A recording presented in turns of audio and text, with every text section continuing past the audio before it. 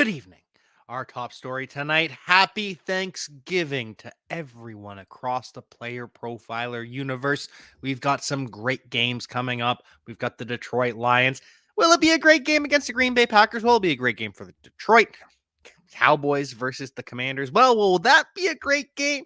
Well, it'll be a great game for the Dallas Cowboys. And then the 49ers at the Seattle Seahawks. Will it be a great game? Well, it'll be a great game for the 49ers. Interesting slate of Thanksgiving games this year, some history to it, but some lopsided scores ahead. We've got that. We've got the Black Friday update. We've got injury news across the NFL and more on Player Profiler today.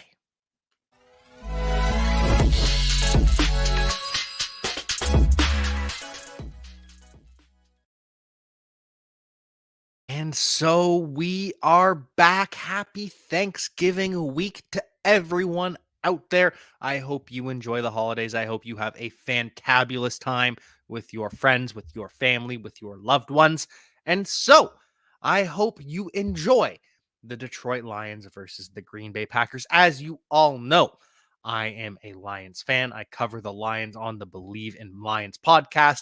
So I've been talking about this team for quite a while, and I talked about this team plenty when they beat up on the Green Bay Packers the last time they faced. It was a 34-20 victory for the Detroit Lions, and now the Lions are at full strength. The only injury that they have that they are dealing with, left guard Jonah Jackson, he is out, will not be in the lineup, but Lions weathered that storm last week against the Chicago Bears.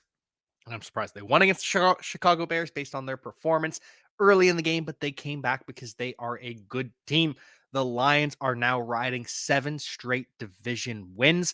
They are, for the first time since 30 years ago, the Lions are in first place in the NFC North on Thanksgiving. It is a beautiful time, and they face a banged up Green Bay Packers team. This team is just not healthy at all.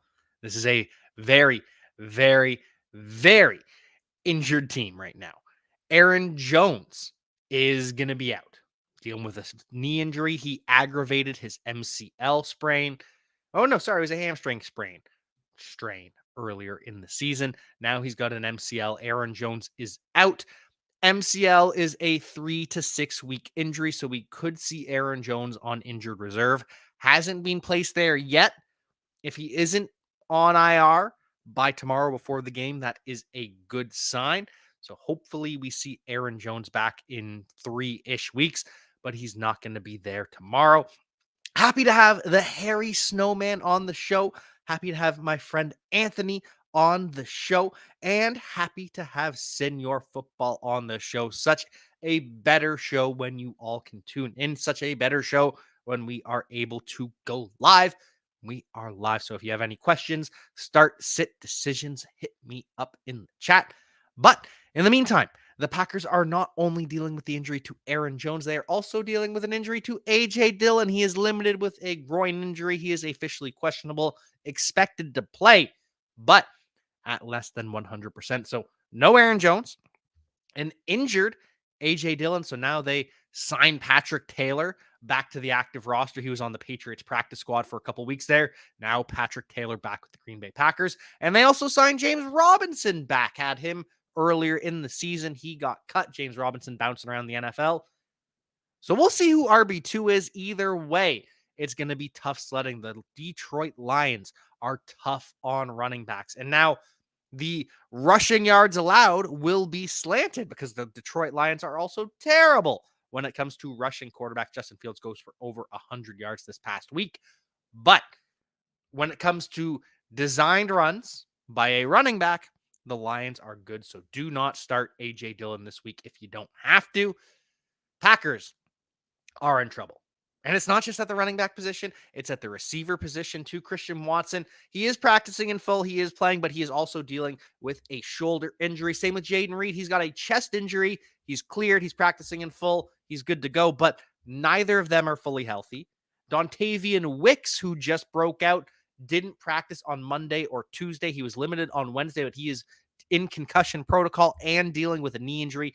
Don't expect to see Dontavian Wicks tomorrow after his little breakout for the Green Bay Packers. And there's no Luke Musgrave either. Luke Musgrave going to be out, lacerated his kidney, and will be headed to injured reserve. So Luke Musgrave going to be out at least 4 weeks. But typically, this would not be an injury I expect Luke Musgrave to return from. Were the Packers contenders? Were they in the playoff hunt?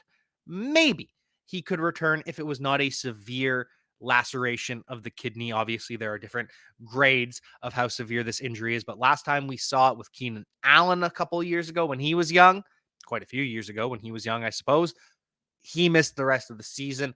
I expect the same thing from Luke Musgrave, and I also expect no Josiah DeGuara tomorrow. He is doubtful with a hip injury, and so Tucker Kraft, 3rd-round pick this past season, he is now the tight end 1 for the Green Bay Packers. And again, this is not going to be a pretty showing for the Green Bay Packers. The Detroit Lions are favored by 7.5 points. The over-under is set at 47, and the Lions are going to win 37-24. So take the Lions to cover the spread. Take the over, because 37 plus 24 is 61. That is over 47.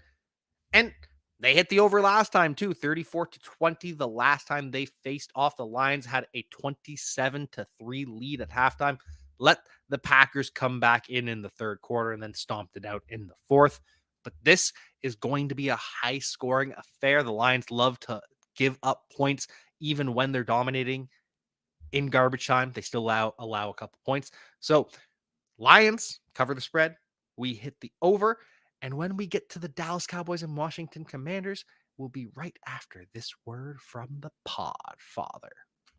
DFS getting harder every year, but we're here to make it easier with the DFS Dominator, because I know a lot of optimizers keep coming out. Oh, our optimizer. What about this optimizer? But that optimizer. Well, we have a cash game optimizer that leverages the projections from Dario, Billy, the award-winning projections at PlayerProfiler.com, and builds the best lineups for cash games that have both upside and stability, because that's what you want. It's a couple clicks, boom, boom, boom.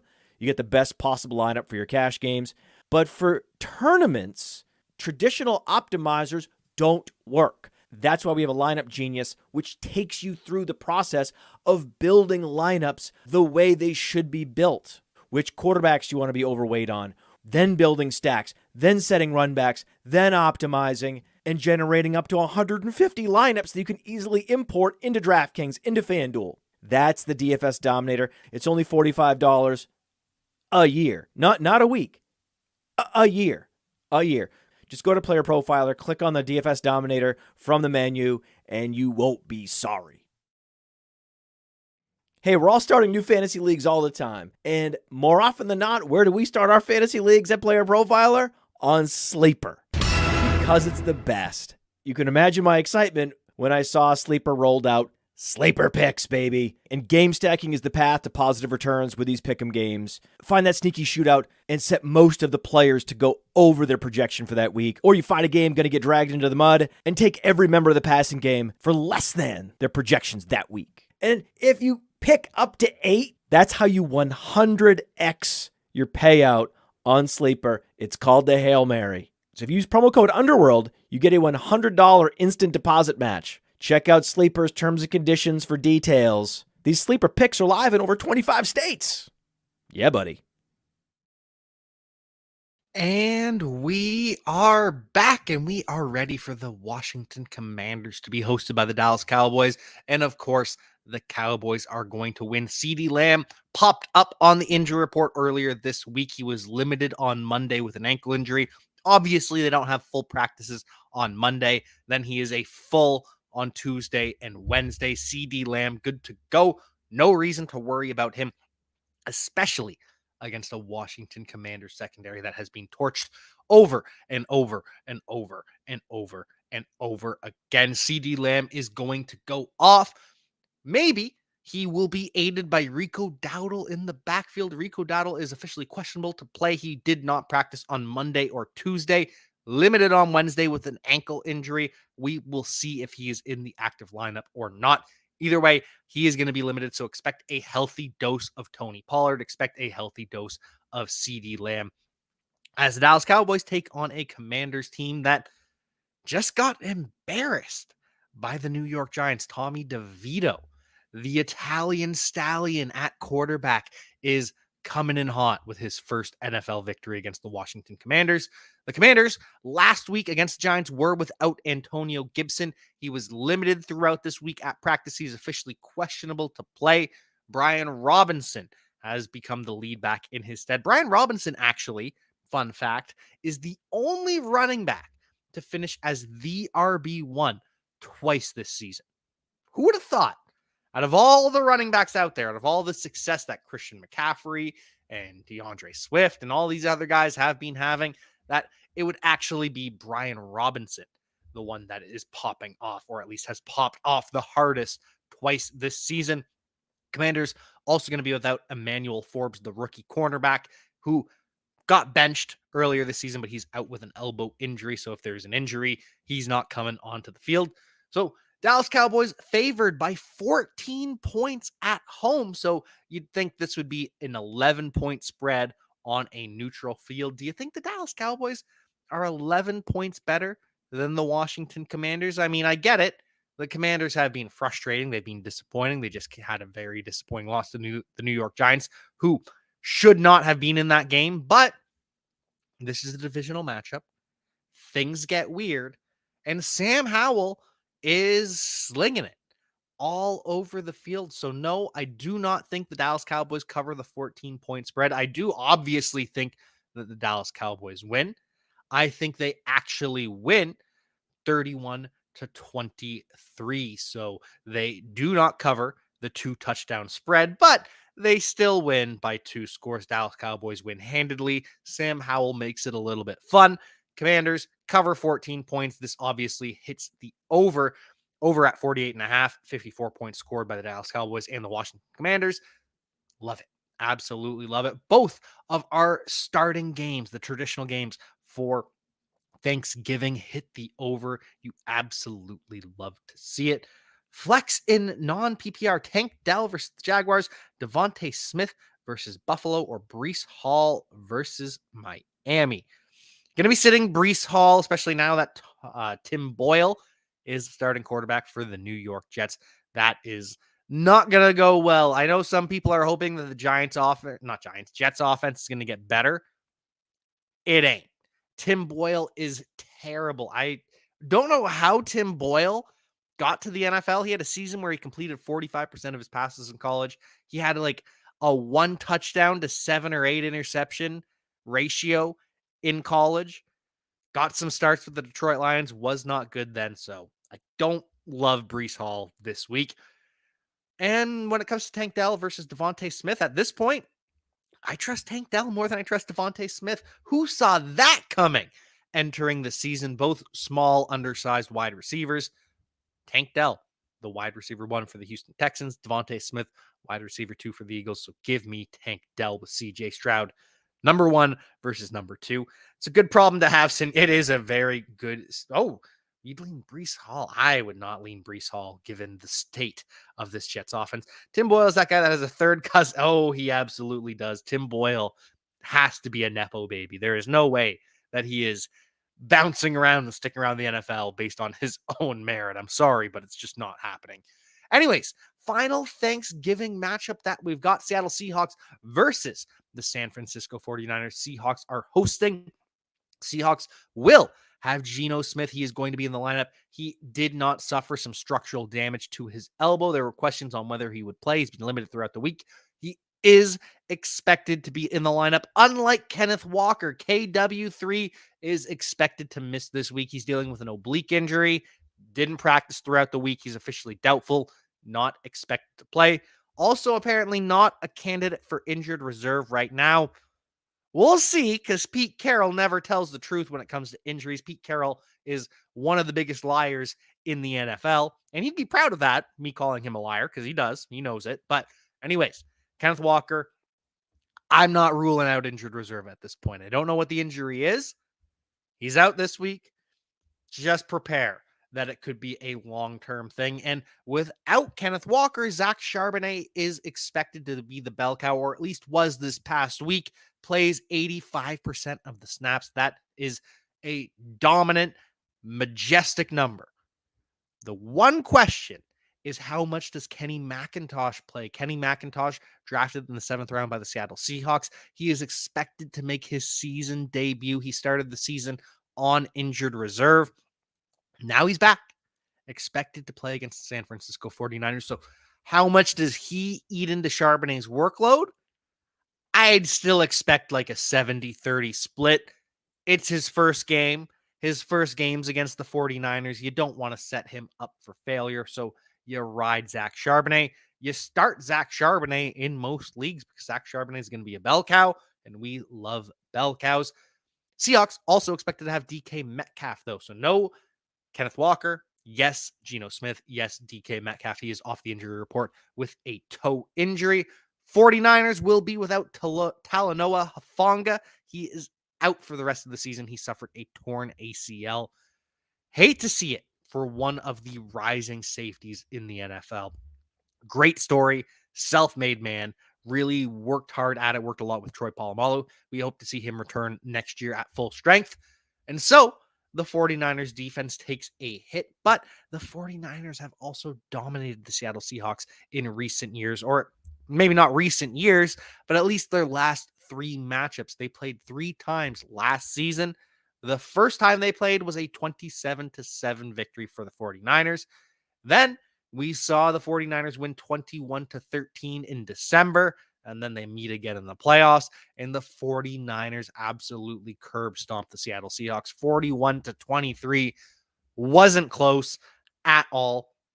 And so I expect another victory for the San Francisco 49ers. That would be 4 straight victories, which coincidentally is the amount of victories that the 49ers, amount of games the 49ers lost to the Seahawks. 4 in a row to the Seahawks before going on a 3, about to be 4 game win streak. So I am taking the San Francisco 49ers. The Seahawks are 7.5 point underdogs. I think they're going to cover.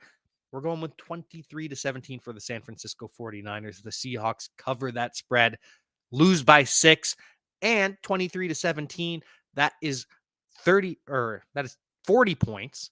And so that would be the under 43.5 points. And I mean, hey, we're getting the over in the morning, even if the Lions win handedly. We're getting the over in the afternoon, and it's still a pretty handedly win by the Dallas Cowboys, but we're getting overs. Night game, going to disappoint. Night game, going to be fun, going to be entertaining, but not going to hit the over. Looking at some questions here across the NFL. Hurts, Gibbs, Rachaad White, AJ Ayuk. Ooh, that is a good starting lineup. That is a great starting lineup.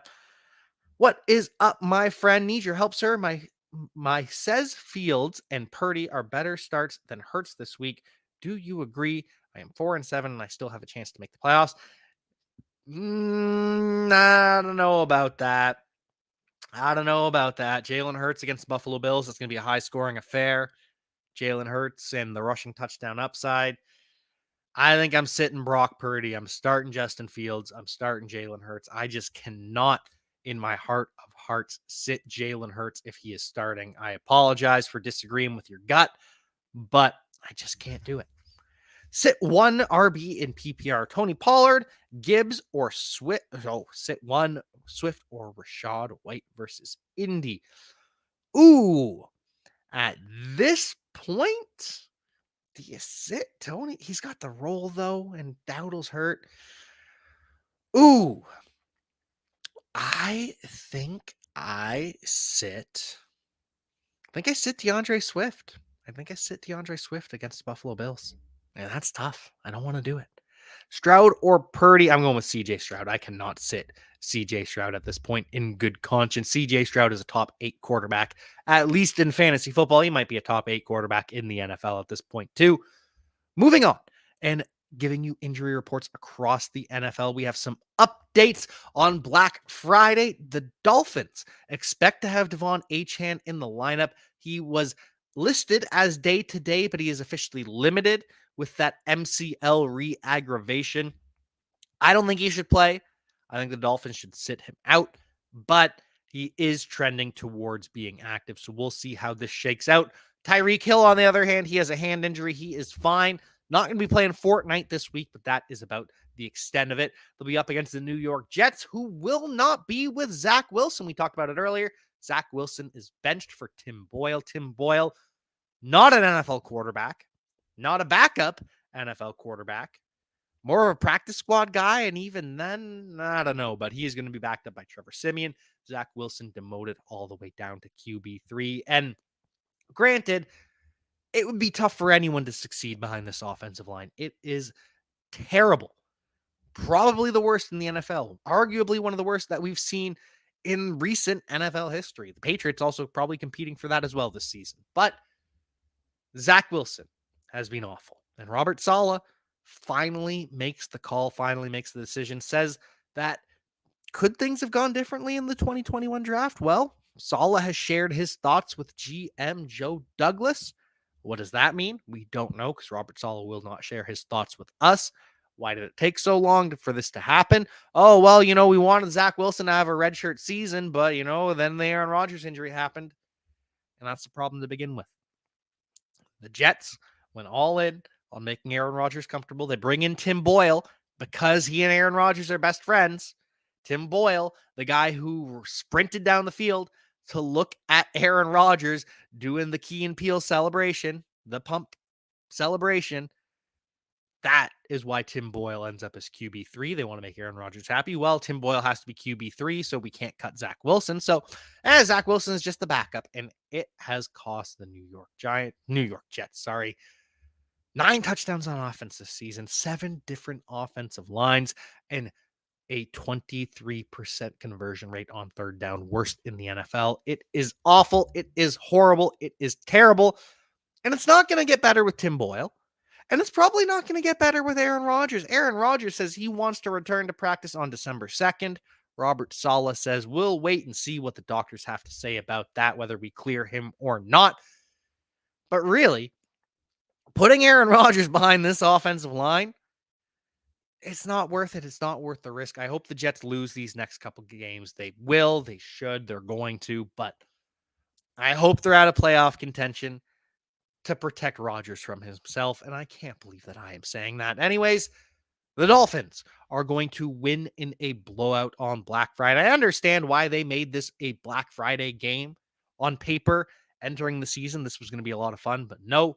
Dolphins favored by 10 points. Dolphins are on the road. So on a neutral site, Dolphins would be favored by 13. And it doesn't matter. The Dolphins are going to win 28-7. This is not going to be close.